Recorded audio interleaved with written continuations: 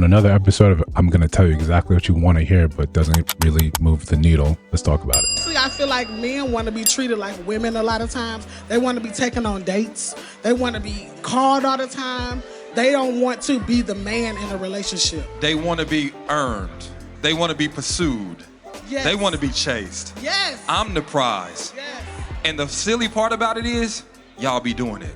I don't. You always talk about, I ain't chasing no man. That's the you do. Every time you get that man a chance and he don't deserve it. Every time you settle what you know you deserve out of a relationship for a man that isn't meeting your qualifications, every single time you allow a man to take you off the dating market, you have become unsingle to a single man. Here you are trying to prove your worth to a man that's blind to it. What good is it to be a good woman to a man that don't know what a good woman is? What I'm saying is, the Bible don't say, she who finds a husband finds a good thing. But some of y'all, it say, he who finds a wife. But some of y'all doing the seeking. Y'all doing the courting. You lead in dating, because here's the thing. When that man don't provide clarity, what you do? Begging for it. See me. Acknowledge me. Text me back. Instead of finding a man so the reason why these men are doing it is because you are allowing it. Here's the thing. If you don't want a man that's uncommittal, don't date one. If you don't want a man that can't show up on a consistent basis, don't date one. If you don't want a man that acts like he's the princess, this man goes to the passenger seat in your car. And you constantly driving that. So I guess what I'm trying to say is, if that's not the man you want, don't date that man. Anybody else? Listen, if it's your car, drive your car. Really, just like it's your car, drive your car. Just for insurance purposes or everything else, like it's your car. But otherwise, just ride in my car. Listen, does this work? Like on a serious note, on a very serious note, does this work? When you're showing up to to listen to Ace Men for talk, does this actually work? Is it giving people advice that's actually going to move the needle at all? Because it really just seems the formula is very formulaic. It's very simple. I just have to tell you what sounds good. It's just what sounds good. Most men that have a brain, in between their ears are going to tell you the truth. Yeah, men just want to feel like their efforts aren't being wasted, that you actually care about them in a world where dating is completely transactional, where women will come online and tell you, I'm here so you can enrich my life. Very rarely do you have women talking about conversations about what they would like to provide for a man, how they would like to provide that femininity, because we're not taught to have that. That's been kind of weeded and breeded out of our society. So now men are just waking up and saying, what am I getting for this effort? Because from all accounts that I can see, I have to give more and more and more when it's increasingly difficult in this economy to produce more and more and more. I'm simply saying, show me where the value is in that. That's it. And instead of looking inward and saying, you know what, those men may have a point. No, they're sassy. They want to be chased. Who's going to be the girls? This is at this point, like, let's be realistic. You're not getting advice that's supposed to actually help you. You're getting advice that's supposed to help them sell tickets. But before we continue, like, comment, subscribe, hit that notification bell so you don't miss no uploads. Still going strong, still trying to do 2 a day. So listen, share the video, hype the video. We got some merch in the store. My ongoing dislike for this, conversation is only heightened by the amount of content they put out, the amount of people that actually end up in the stands or in the seats buying this and coming there with asinine questions. You're never really going to get, very rarely do you get an actual decent answer that's supposed to have you change. It has to be somewhere egregious. It has to be something so off kilter, out of whack that you have anyone say anything else. All the time, it's just so obvious to pander to women. It's so obvious to hit you where it just would move you and to say, yeah, all I have to do is repeat what you're saying to me. You're giving me all the answers. And I get it from a business sense. I don't get it from, I want this community to do better. Even when men come there with hypothetical questions, asking something very generic, it's a softball question, it's immediately said, well, here's the formula. It's a man's fault. If you don't do, it's a man's fault. When you look at some of these people's personal lives, they don't adhere to any of this. You don't hear any of these things. I mean, specifically AIDS metaphor. You don't hear any of these things. If some of the stuff he's saying, yeah, it's fine. She's got 3-4 baby daddies. You should be the one to step up. You should get praise for stepping up. And men in mass are saying, I don't want to do that. But when you come down here, when women come down and they ask these questions, I'm just going to tell you exactly what I know you want to hear. And why do men typically know that? Why have men been running this game for such a long time? Because very early on, we're taught exactly what is important to you.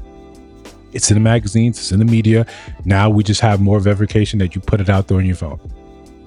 If you're saying in this specific case, and we'll focus on this video, why men are behaving this way is because men do not see your value.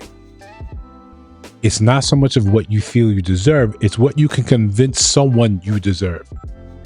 Take it into negotiation, take it into business, because this way it becomes a little more fair, a little less emotion. I don't know your value. I'm trying to sell a house. I have an emotional attachment to the house. Someone else, like your insurance, can come and say, this is a cost of materials. This is a cost of replacing materials.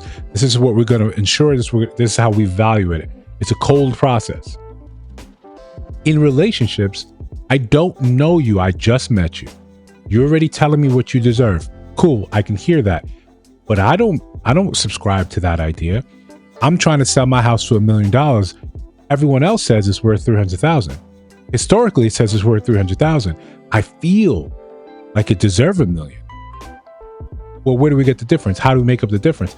I need to convince you as the buyer, this is why it's worth $1 million. I need to show you, hey, I know what this market says, but take a look inside. This is new. This is new. This is new. This is customized, but customized in a way that appeals to you. If you do purchase this, this is how it will improve your life. Not just your life, but down the line, your family's life. This is what being here entails. This is the neighborhood. This is what you get about it. Here's a walkability. There's a park here. Here's a great school here. This is how you convince someone, but that takes time. They don't see it immediately. Because they don't see it immediately doesn't mean there's something wrong with them. It's something wrong with how it's packaged. You have this larger woman talking about this, and so it's like, well, why men want to be chased? Well, because he doesn't see your value. You need to convince him of that.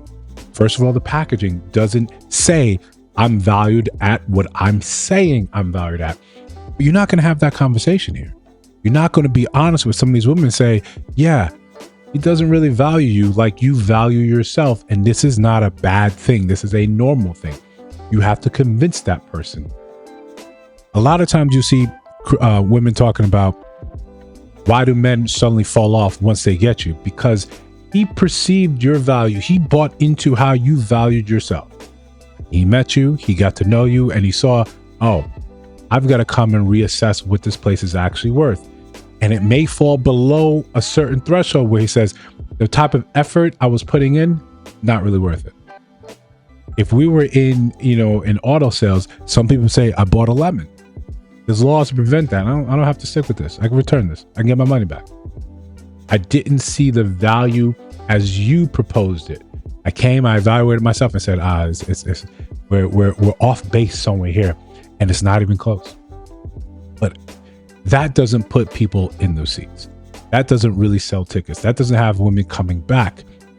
When you see the fact that people still subscribe and listen to what Derek Jackson has to say, what he's putting out there, and I understand a broken clock can be right twice a day. I understand that sometimes it doesn't really matter who the messenger is,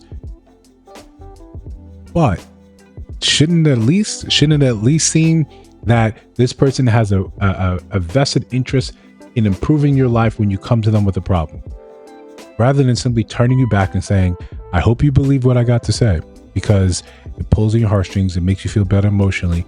You take this information and you go back to your life. You go back to the real world and you bring that to that next man, to that next man, the next man. And you still get the same results. But you'll be around when it's time to book the next tickets for the next show with a new set of questions, because the advice you got didn't work out.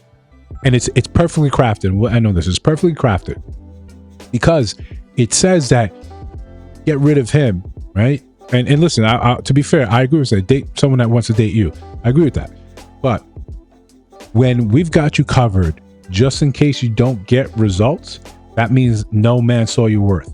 You went out there, you demanded your worth, and when you ended up alone, that's still fine. I'm still right.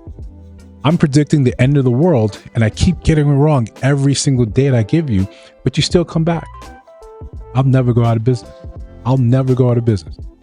That's because essentially you're a fool. Okay? Listen, if you disagree, let me know down in the comments below. If you see other videos on your screen, check those out. Let me know your thoughts about those in those videos. And if you have not subscribed, I think you should. We're trying to build something dope. I'll see you in the next one.